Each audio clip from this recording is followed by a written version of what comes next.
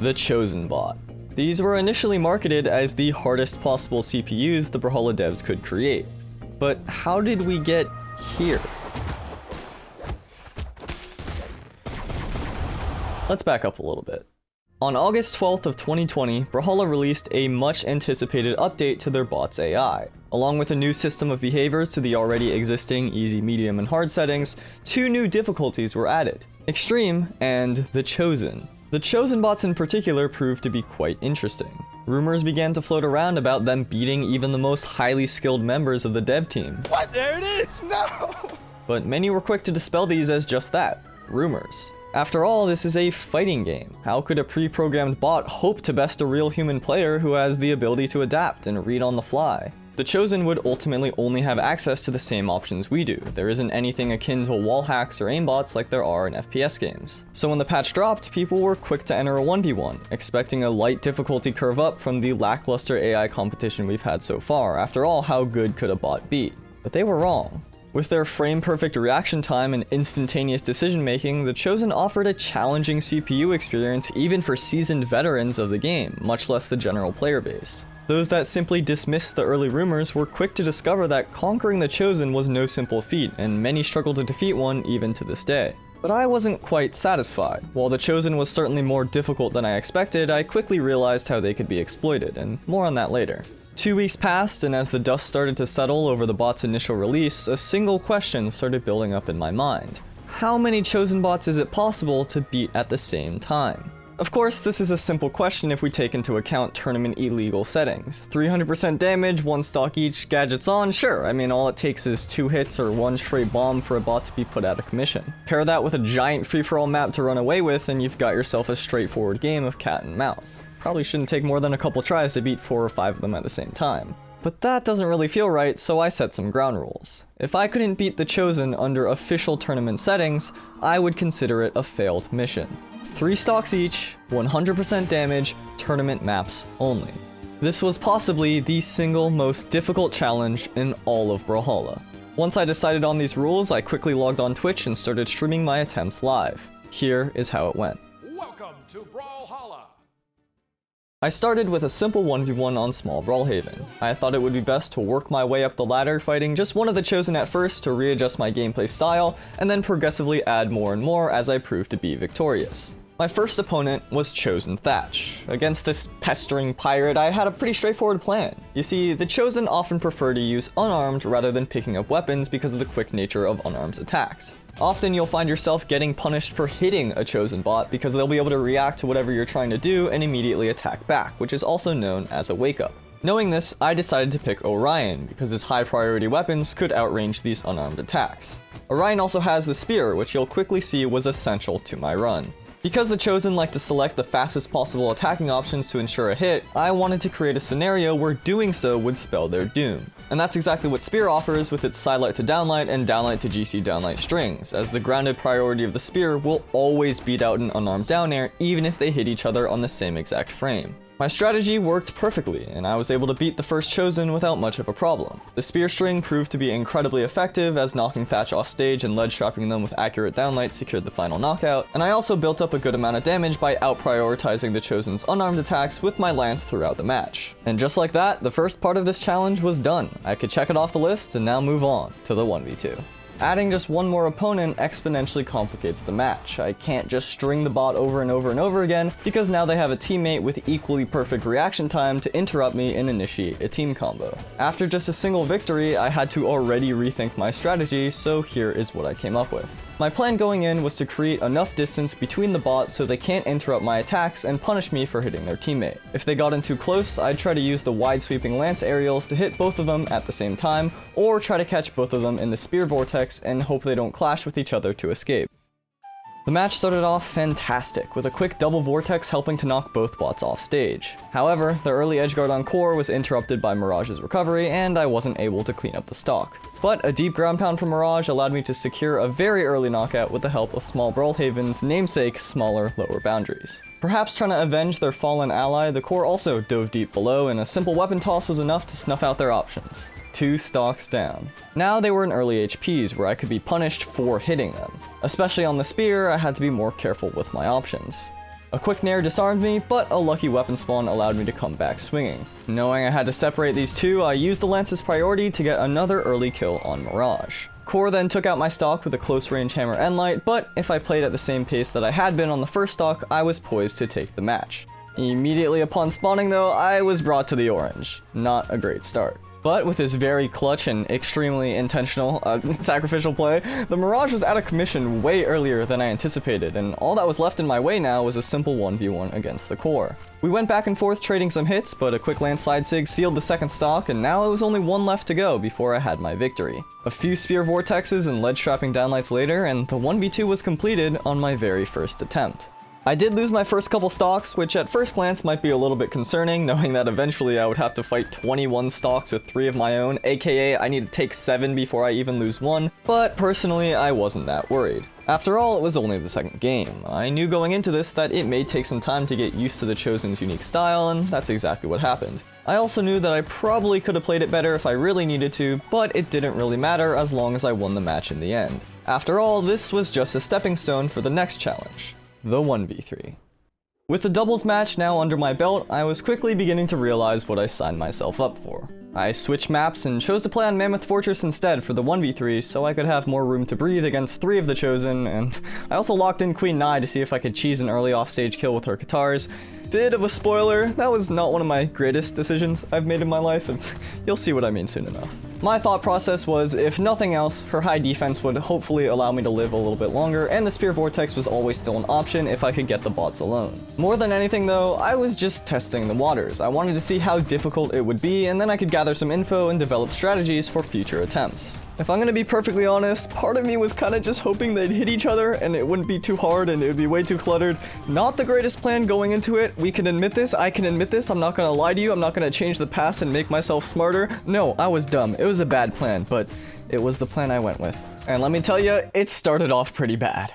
Immediately, I could see the dramatic difference between fighting 2 of these things and fighting 3 of them. Within 10 seconds, I was already at risk of losing my first stock. But with a stroke of luck, the Lucian missed a ground pound and interrupted the Roland's recovery in the process, and me just barely avoiding Lucian's weapon toss, I was able to get enough height to get a sneaky weapon toss of my own, interrupt the Lucian, and gimp them as well. Suddenly, this was looking doable. Adrenaline running high, I tried to get some early damage while the Ragnar was alone, but I immediately was halted by both teammates, who quickly reminded me why this was such a challenge in the first place. For every hit I landed, I risked being hit myself. A quick offstage assault, and there it is, my first stock was gone. Had I been playing a higher speed legend, I might have been able to make it back, but there's no point in thinking about that now. The only thing to do is make the best of this situation. After some quick mayhem at the spawn, we found ourselves off stage once more, where somehow the Ragnar and the Roland both SD'd. And I honestly could not believe what was happening. I was getting so lucky that my trial run, my Queen Nai test, was actually starting to become winnable.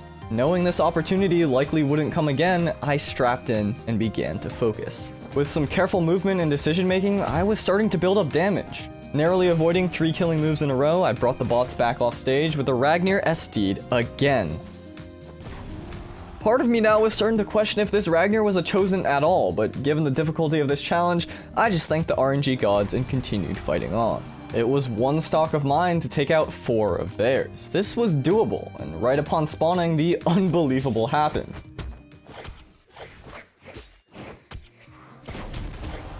As Roland trapped me in an endlight, Ragnar immediately naired, setting me up for an unarmed string of their own. But the Lucian, who was also caught in the vortex, hit me upward with a Katar nair to punish my dodge. This nair was insane. It pushed me just barely far enough to avoid the Ragnar's chase dodge recovery, and in doing so caused their string timing to be a hair off. With this new tiny frame gap, I was able to jump out, and with no options left, the Ragnar SD'd their final stock.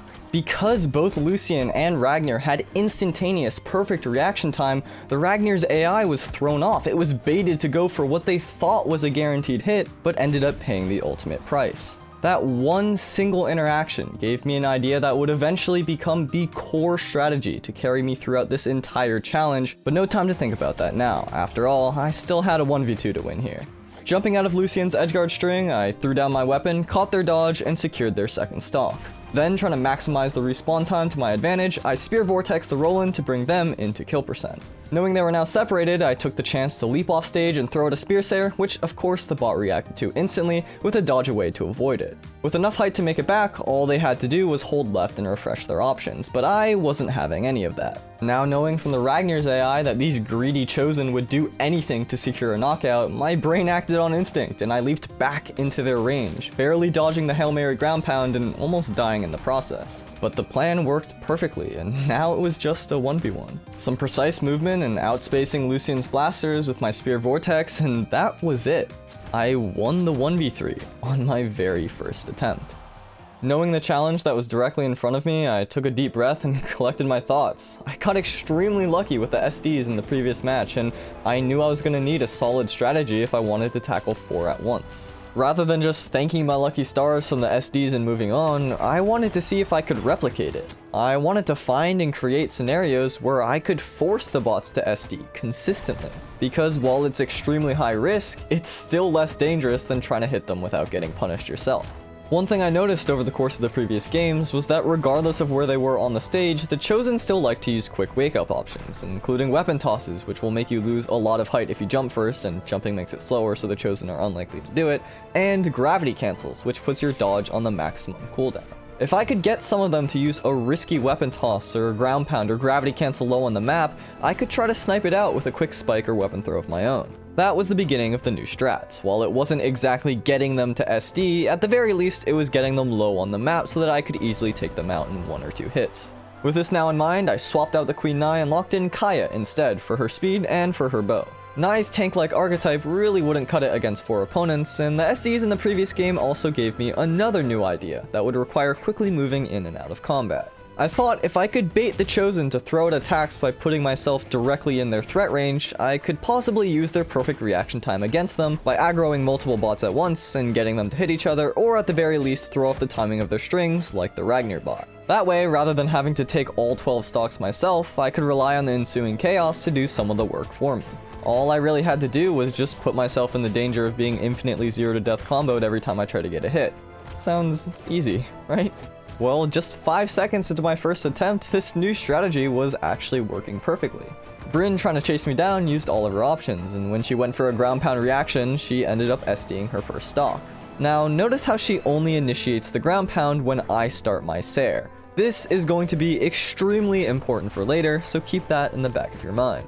Back to the gameplay now. In the very same edgeguard sequence, Zol bonks his head before his own ground pound, one that probably would have hit me otherwise, and that's 2 down. Oh yeah, notice how Jaehyun's GC downlight is red here? That's because, like I mentioned at the start, I attempted this just 2 weeks after the Chosen bots were released. That means in this challenge, I had to fight pre-patch Greatsword, which will also be important for later. But it was going well so far. Brynn saved their Ragnar teammate with a recovery, but my weapon toss interrupted and secured another early knockout. With my fresh new Kaya speed, I could outpace the Zol's aggression and grab a weapon for use on the other side of the stage. Remember, any single hit I take is extremely high risk, because not only does it mean that I can get infinite comboed, but it lowers the odds of my victory significantly more since I have to have a 4-to-1 stock efficiency. Sometimes though, getting hit can be the best possible thing.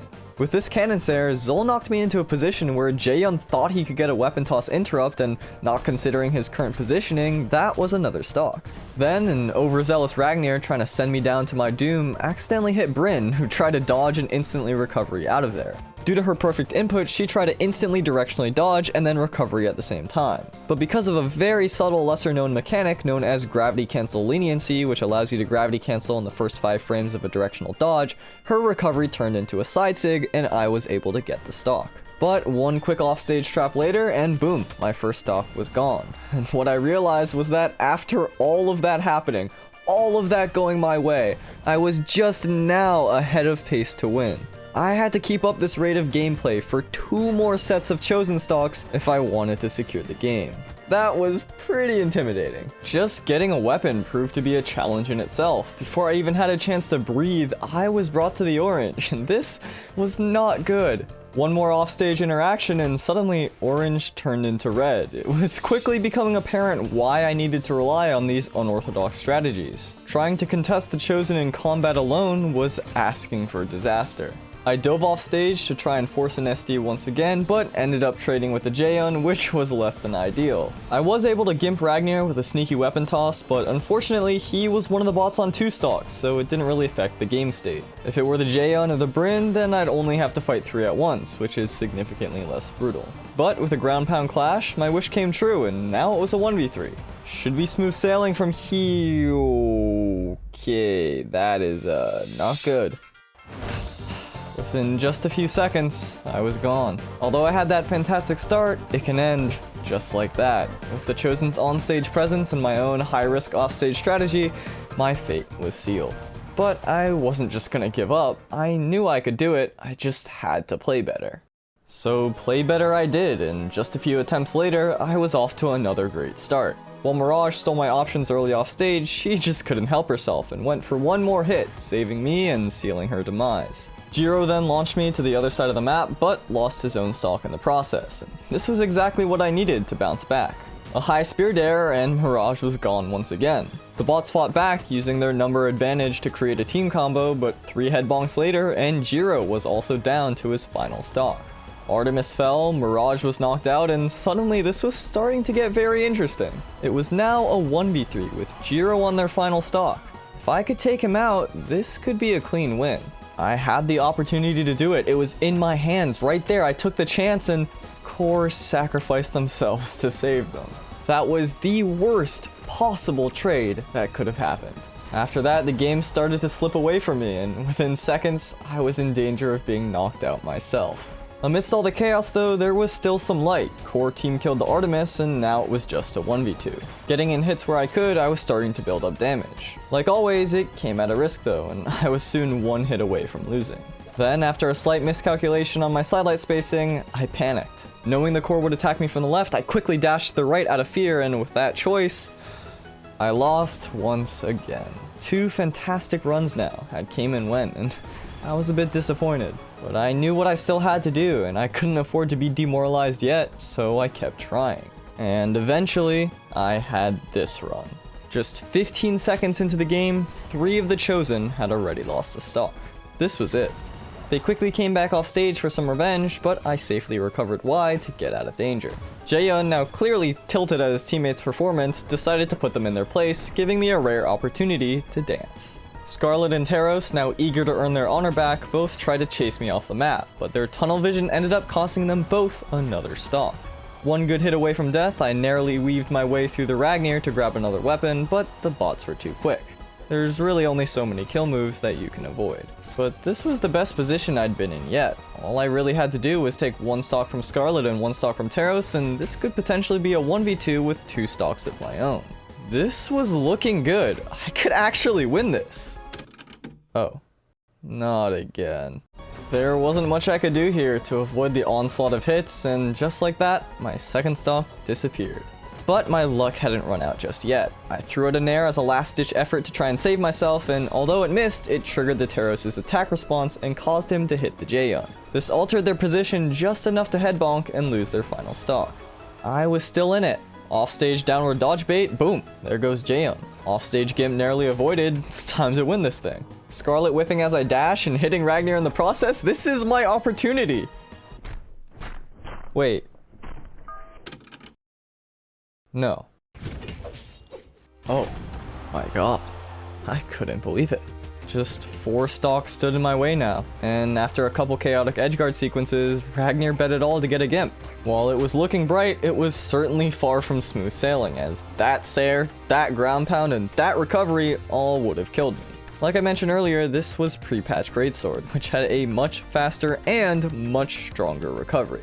Luck still seemed to be on my side though, as a hammer and light that could have ended me moved Scarlet enough to get hit by Jaeon's ground pound, which was calculated to hit my initial position before I got hit. Then Jaeon's instant wake up end light was interrupted by Scarlet's ground pound, which was also calculated to land on my initial position before I got hit. I moved to the left instead of to the right, avoiding Scarlet's wake up side light, and with that I had a chance to take her stock. This was a critical moment, potentially all or nothing.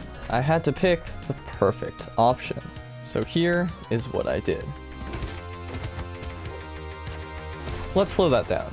After just barely getting out of the bot's vortex, I went for a downlight, hoping the distance I traveled would be enough to hit both of the bots. Unfortunately though, Scarlet's sidelight knocked Jaehyun far enough out of the way so that he didn't get hit, and now I needed to think on my feet. Picking the wrong option here would mean Jaehyun could punish and knock me out, so it had to be precise. While downlight into recovery is Bo's most consistent killing combo, I instead went for Sair, which I knew wouldn't KO because of its lower force and angle, but wouldn't stall me in the air long enough for Jaehyun to recovery.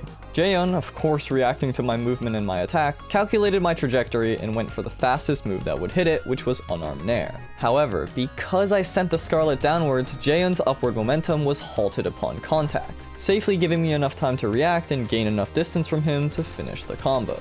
After that insane interaction, I couldn't afford to lose. Now just a single hit from being taken out, I had to play perfectly. But I knew with enough confidence and enough spear vortex cheesing on my side, I could win this 1v1. There were some very close calls, but with the experience I built up from the previous matches, I was able to do it. Finally, the 1v4 was done, and honestly, the difference in difficulty from fighting 3 of these things to fighting 4 of them, it was like going from your kindergarten local monkey bars to just straight up free soloing El Capitan. It was a completely different game and presented a completely new set of challenges. The good thing though was with this under my belt, I should know what I was getting into for the 1v5, right? Right? 3, 2, 1, Look, I tried. I kept trying, in fact, over and over again, but nothing I did would work. It was like trying to fight against the Hydra. Maybe I'd land a blow or two here or there, but nearly every single time I engaged, I got hit with double the punishment. Leaping off stage to bait SDs was seemingly impossible to maintain at a 5-to-1 stock efficiency rate, and attempt after attempt resulted in failure. It seemed like this was it. No human can conceivably take 15 stocks off of these perfect specimens, hunting them down with instantaneous reactions and spontaneous infinite team combos. Look, I was lucky enough to get this far at all, and I started thanking everyone for cheering me on in Twitch chat. Is what I would say if I wasn't a stubborn idiot. Of course I didn't stop there. Sure, my strategy had reached the end of its effective lifespan, but that just meant I had to adapt, and I had just the idea. Remember how I mentioned earlier that the Chosen could have their strengths exploited? Well, I was trying to think about them like a puzzle to solve rather than a person to fight, and in doing so, maybe I could figure out a weakness. The bots have inhuman abilities. They can analyze any post-hit situation instantaneously and react with the fastest possible action in a given moment. In other words, they have perfect reaction time, frame 1. Pair that with the updated defense systems from the patch and their ability to recognize combo opportunities, and you've got yourself a killer robot. However, they have one critical flaw. You see, when fighting against the Chosen, it can often seem like they have a complete read on your movement and your attacks, but that's actually not the case most of the time. What they're doing is instead reacting to the inputs you are making and responding with what it believes to be the best option for that scenario. It just happens so fast that it makes you think they're bending the game, but in reality, they're just making an instant calculation based on what you did 1 frame ago. What that means is they can't actually predict everything you're gonna do. They can only react after you've done it. So how do you beat them then? Well, you can either put them in a situation where their reaction time won't help them, like being outranged, or have their fastest options still be too slow to interrupt you, or you could use their greatest strength, the frame perfect reaction time, against them. My plan was to go even lower than before, use the chaos of the offstage scenario, jump off the map so the bots have a high chance of SDing, and then initiate combat from that low position. I would then try to bait out their fastest possible option, which is often an unarmed nair, in order to be saved and make it back to the stage. This was a dramatic change to my methods. Before, I was doing everything in my power to avoid getting hit. Now, I wanted to get hit on purpose at just the right moment so that the bots would gimp each other. The goal was to tank damage at the most opportune moments to bait enemy attacks, then hope they use enough options to either head bonk or get gimped by their teammates while getting saved myself in the process. Then, when there's just a few bots left, pick up the spear and hopefully catch them in a vortex to seal the game. Of course, these final cleanups would be much harder now that I'd be taking damage on purpose, but I knew I could do it. I locked in my trusty Kaya once more, geared up with the new strats, and immediately I could see improvement. From getting obliterated over and over and over and losing runs within a single minute, I was now able to bring them down to their final 2 stocks. Soon, they were down to just 1. And not long after, I had this run. It started off promising. I was able to avoid the initial spawn aggression and pick up a bow. Tanking some early hits brought multiple of the chosen into the yellow or orange where they could be more easily KO'd, but the high risk nature of this new strat almost sealed my fate extremely early. My mere presence triggered the action of 4 bots at once and caused a clash, bringing the Dusk into the perfect range to gimp me. Panicking, I jumped back into Dusk's range, hoping to be launched, but I knew that even if they did unarm nair me, my health was high enough where I'd just bounce off the ceiling and fall to my death. Miraculously though, they did this. Inexplicably, the bot calculated that unarmed Sair had the highest chance to hit, and just like that, I was saved. With some tricky movement, I was able to get 3 more chosen to go for all or nothing attacks, and just like that, I was on a good pace. Sidra eventually caught my movement early, and a misinput on my dodge caused me to lose my first stock. A pretty bad mistake, but I was by no means out of it. Now came the hard part though. Transitioning between stocks had always been one of the most difficult parts of this challenge, as grabbing a weapon with all the bots on stage was asking for disaster, and the alternative, trying to contest them off stage with unarmed, was super risky. Thankfully, I only ended up taking 1 hit, and had a fortunate weapon spawn in the process. I then leaped off stage once again into what could have been a disastrous offstage situation. Barraza was falling to his death, out of options, but I was stuck between a rock and a hard place here. Stay still, and Rayman hits me with his recovery. Jump to avoid, and the other 3 bots send me down below. My only options seemed to be to fast fall out, save the Barraza so I could get a chase dodge, and recover wide. It worked, and because I switched directions, Rayman stopped holding to the right to hit me and fell to his death. Not long after, I narrowly avoided another potential offstage catastrophe. First, Sidra caught me trying to punish Rayman's ground pound, which put me below the ceiling. I then immediately recovered to halt my downward momentum, and that triggered the Barraza's attack response, which barely missed a ground pound after a quick change in direction from me. I was now back in Rayman's area of attack, and I squeezed by his axe down sig, which cleaned up the kill on Barraza for me. Ragnar then saw my high recovery and tried to dodge forward and recovery himself, but inputted it too quickly and fell to gravity cancel leniency. Here is all of that in real time. To illustrate how difficult this tactic really was, here is an edgeguard that included evasion, landing an attack, tanking a hit, and giving up my weapon to Gimp while still resulting in nothing. All the while, one wrong input means my stock is gone. It's an incredibly stressful strategy, but when it works, and with this series of very fortunate events, I was soon in my best position yet. Never before had I entered a 1v1, 1v2, or even 1v3 with anything more than a single near-death stock. Now though, I found myself holding on to 2. This could be it. Okay, well, 1 offstage trap later and I'm down to 1 stock, but look, it's still a much better position than I'd ever been in before, and I'll just let the chaos of this one play its way out.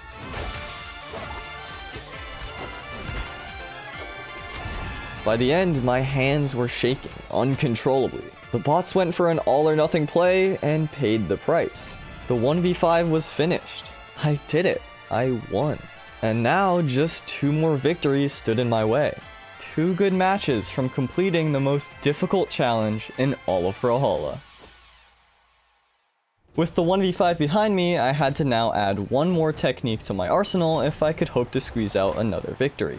I knew going into this challenge that the Chosen would aggro your recovery options off stage and try to instantly interrupt them, but from the previous matches, I was able to realize that the bots wouldn't just aggro your recoveries, they'd aggro pretty much any attack you threw out down there. Additionally, I discovered that if I was out of range of the bots' attacks but still within their line of sight, they would still try and hit me by weapon tossing if they thought it could cut off my path, even if it would make them in turn drop down below. So if I camped just below the bottom corners of the stage while purposely whiffing attacks, I could trigger some frame-perfect bot reactions of attacks or dodges to create mayhem, while at the same time being protected by the wall. The goal was to get all of the Chosen on an alert phase at the same time, and hopefully get some highly beneficial friendly fire in the process. I would then rely on Kaya's speed to make it to the other side safely, and her defense to survive some inevitable stray hits, as well as the intentional tanking from earlier. With this strategy, wall slip was a pretty big obstacle, so I would also have to avoid that either by tanking hits, landing my own strays, or briefly touching the stage after baiting the bots downward.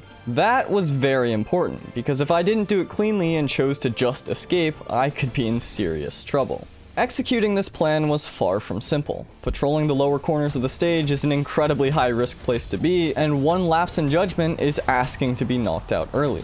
Game after game, I'd leap off stage, try to bait out attacks, inevitably get hit by 5 of the chosen at once, and lose my first stock within 10 seconds of the game starting. So I'd reset, try again, get punished, reset, try again, get punished, reset, try again, get punished until over 100 attempts went by, and now people were beginning to doubt. They told me I needed to switch up my legend, that this wasn't going to work. Why don't I just play hammer and recovery them downwards? Why don't I just spear dare them every time they're below me? It was beginning to feel like I was the only one who believed in my initial plan, but I knew I could do it with Kaya.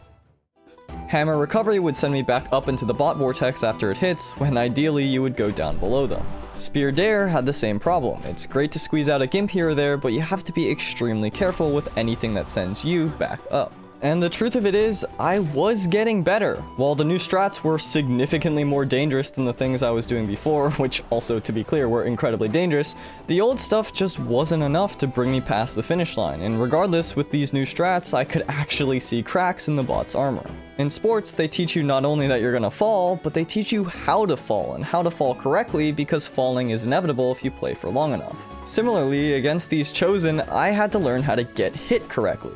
Trying to optimize my tanking was a huge part of these lost runs, but by practicing, I solidified a more concrete way to do it.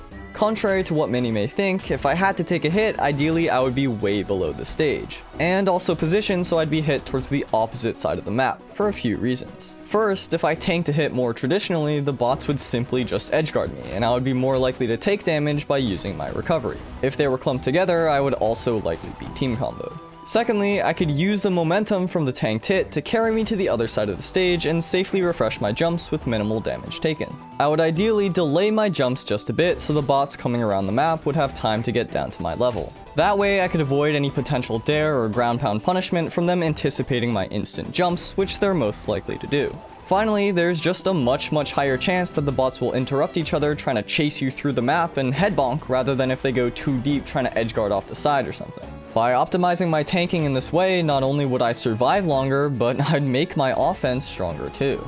Once developed, these refined tactics started to come to fruition, and on attempt 105, I was able to bring the bots down to just 4 stocks. By attempt 111, that number was down to 3. And on attempt 126, I had this run. It started off like any other, a wide recovery to evade the initial engagement, buying enough time to grab the other team's weapon spawn. I took a hit from the Fate, but it was nothing compared to what would have happened if I was on the ground, so I didn't really mind. I used the whiffing strat to build up some early damage, and the Sentinel reacted to my recovery with a weapon toss, which sealed their first stock. At the same time, trying to reset my wall slip, I unfortunately took more damage than I would have liked. But it helped to set up the next offstage sequence where my Sayer triggered 3 bot responses and resulted in 2 KOs, so it was okay in the end. My later Nair baits didn't achieve this same level of success, but because I had positioned myself properly to take a hit, I was able to survive without much worry. Failing to Gimp Sentinel early, I was forced to use a risky recovery and I barely made it out. But I'd been in this situation before. I knew what I had to do. Using Spear Dare to cancel my horizontal momentum and travel downwards, I clumped the bots together and whiffed a Sayer to initiate combat. 5 out of the 6 bots' attack impulses were provoked, and I was able to get sent to the other side of the stage with 2 more chosen stocks down. This allowed me to 1v1 against the Mordex, and a quick cleanup Gimp made it 3 stocks from just 1 interaction.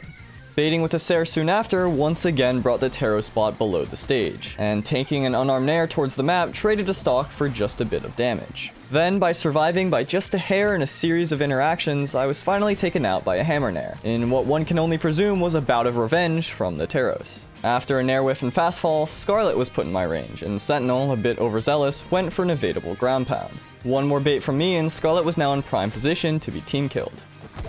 Perfect. I now just had to avoid wall slip with minimal damage, and we're set.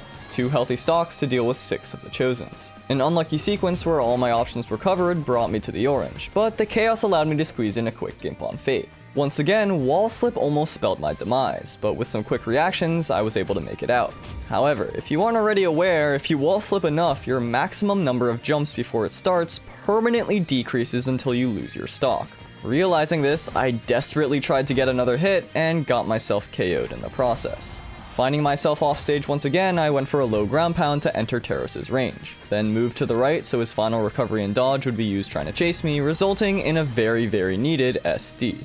It was looking doable, but those dreaded exclamation points began to creep up once again. Terros interrupted my attempt to come back on stage, but hit Scarlet in the process, who had just enough damage to barely end up below me, giving me the time I needed to jump out of her nair. Seeing that she didn't have jumps, I dodged straight up and fell to the right, so that Scarlet wouldn't try and chase me inward and touch the wall in the process. Now entering a game state I'd become oh so familiar with at this point, I baited the Terros to chase me once again, stuffed the Barraz's side sig attempt, and completed the 1v6.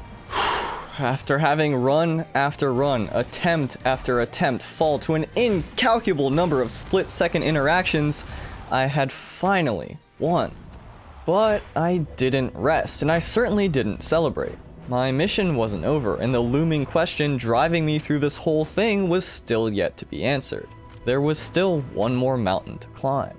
I closed my eyes, stretched out my hands, and took a deep breath, knowing what I was about to attempt. This was it. This is what everything has been building towards. There was no secret formula here. No new strategies, new tactics. It was all within me now. I knew what I had to do. The goal was clear, and the plan was simple. Use everything I've learned up to this point to defeat the most challenging boss yet. Brawl! My first attempt started off pretty rough. Within 30 seconds, I was already close to losing my first stock. Luckily though, my tanking strategy saved me here. I was able to take out Jaehyun by baiting a ground pound and hoping for a team kill, but Artemis's lance ground pound caught me instead. By this point in the challenge, we'd already passed the point where the RNG of which bots were selected affected the outcome of the games. Because of gravity cancel leniency sometimes causing the bots to GC signature, legends with signatures that didn't move them upward or horizontally were more likely to SD rather than save themselves. On top of that, the individual risk of each weapon is just different. Axe, for example, was one of the scariest things to face off stage because of how much space Dare and especially ground pound covered. However, the long recovery time on side air and the possibility for head bonks with recovery also made it a higher risk for the bots, so despite it being super scary, it was actually one of the best weapons to see. And then we had Jaehyun. Jaehyun was the single worst legend to get. The only greatsword legend at the time, he had access to pre-patch greatsword recovery and pre-patch greatsword finishers. That, along with the Chosen's AI being able to execute a complete string when you didn't have dodge, was absolutely terrifying. He was by far the highest priority target. And seeing an opportunity to prove that threat, Jaehyun caught me with a Sarah and tried to dodge recover me, but GC leniency caused a misinput and their desperation to hit me left them falling to their death. Relieved that the highest danger in the game was now eliminated, I clumsily fell right into the other 6 Chosen's hands and got absolutely decimated off stage, because why would I relax? Now flustered, I rushed the weapon pickup and paid the price by getting shredded into the orange. My only saving grace here was the Mammoth Fortress platform raising up at the perfect time for me to bounce off and escape. I caused a couple more SDs through my corner baiting strategy, but from there it didn't take long for the bots to finish up the job. A quick alley-oop from Artemis and Brawlhalla sent me to my grave. Then I had this run on my 5th attempt. Right away it was looking promising. No Jaehyun in sight, a couple axes, and probably the best legend I could have gotten matched up against in Cassidy. You see, Cassidy not only had 2 different NSIGs that would freeze her in place if she fell to GC leniency, but also hammer recovery for accidental team kills and the potential for an overzealous tornado that would build up some much needed damage. And lo and behold, after 2 offstage interactions of complete pure chaos, Cassidy proved her usefulness, and with a clutch-wide recovery, I was able to make it back on stage. Desperate to get rid of my wall slip though, I rushed a bow recovery and got knocked back off stage, giving Cassidy the perfect opportunity to make up for her past mistake. But I wasn't really deterred. This was shaping out to be a fantastic run. A hammer recovery team kill from Cassidy once again proved her merit to me, and a low recovery after my unfortunate second stock loss eliminated Petra from the game. I almost couldn't believe it. I was in a winning position here. 3 of the bots were just 1 bad interaction away from being fully eliminated, and then I would be in a 1v3, which at this point was like swimming in the kiddie pool. But then, Sidra dared Brawlhalla down to my level, and needing to move my hurt box instantly to escape more punishment, I barely missed the corner of the stage to reset my jumps. From there, escape was impossible. The bots cleaned me up, and that was that.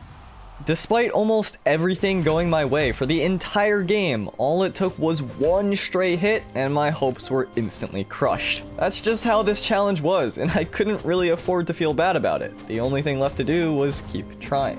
So I did, but on my 10th attempt at the 1v7, things already started off pretty poorly. You see, while I was able to grab the first weapon spawn with no damage, a quick offstage sequence put me at risk of early death, and that was pretty bad. A clutch recovery saved my first stock and allowed me to squeeze in a dare, but it only got 2 of the bots. Soon after, my movement in one single frame saved me from getting hit by Mordex's ground pound, but my attempt to combo Jiro to the bottom of the map cost me the stock, and I was left with some awful KO efficiency, only taking out 4 of the chosen before falling myself. From here on out, I would have to double that or more just to break even.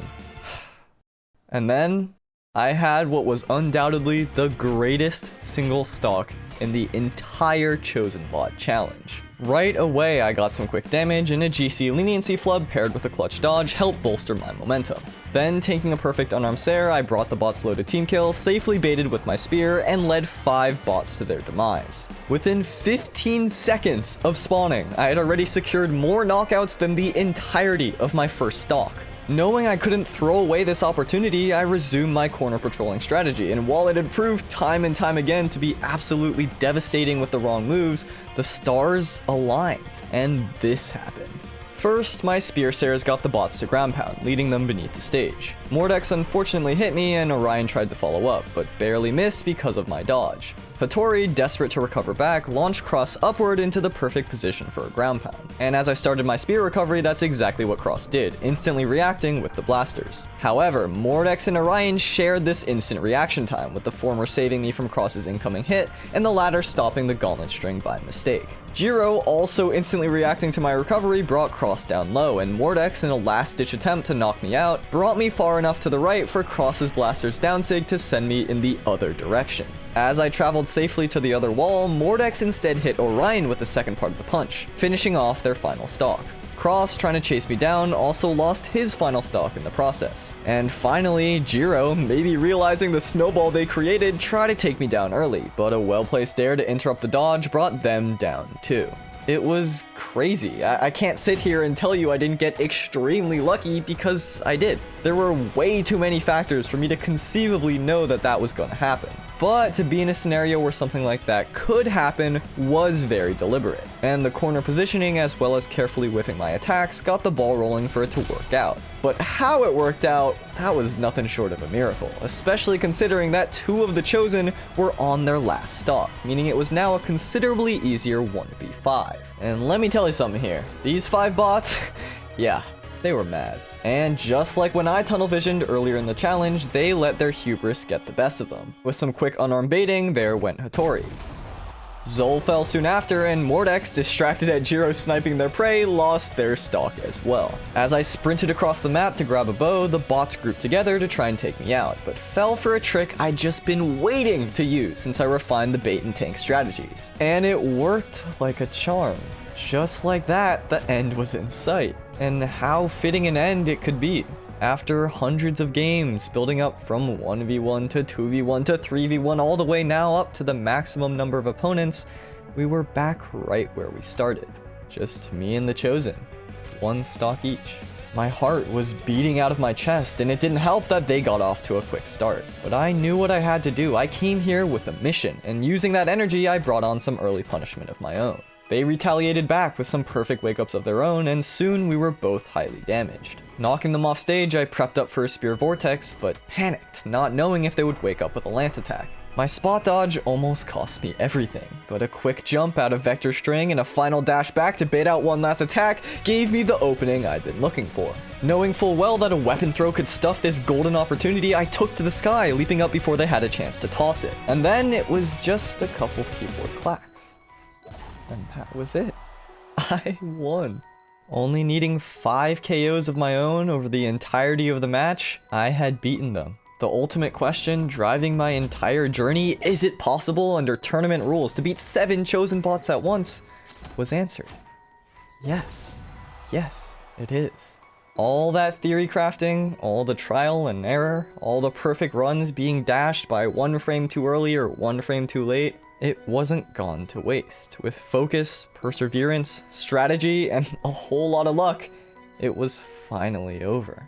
I completed this challenge over the course of 2 streams on August 26th and August 27th of 2020, exactly 2 weeks after the chosen bots were released. As far as I know, I was the first, and 1 year later, I think I'm still the only person in the world to do this under official tournament rules, which is a pretty awesome feeling. Although after this video's release, that's definitely gonna change. But either way, I don't think I've been the first to do much of anything, so that's kinda cool. Because they were still brand new at the time and I didn't really have anyone else's experience to build off of, half the struggle and half of the fun of this challenge was figuring out exactly how the Chosen worked and creating a game plan from there. Since last year, the bots have received a handful of updates, and with hindsight on our side now, we know much more about their inner workings, so I might attempt this again sometime in the future. Like I mentioned earlier, I did most of this challenge live on Twitch, so if I do end up giving it another go, that's where you'll find me. Otherwise, that's pretty much it from me. I've never made a video like this ever before, so I hope it turned out alright. I hope you enjoyed your time here, really. I put my heart and my soul and so much time into this, so seriously, genuinely, thank you for watching. It's funny, I spent all this time planning out exactly what I was gonna say, and now that it's done, I'm not quite sure where to go.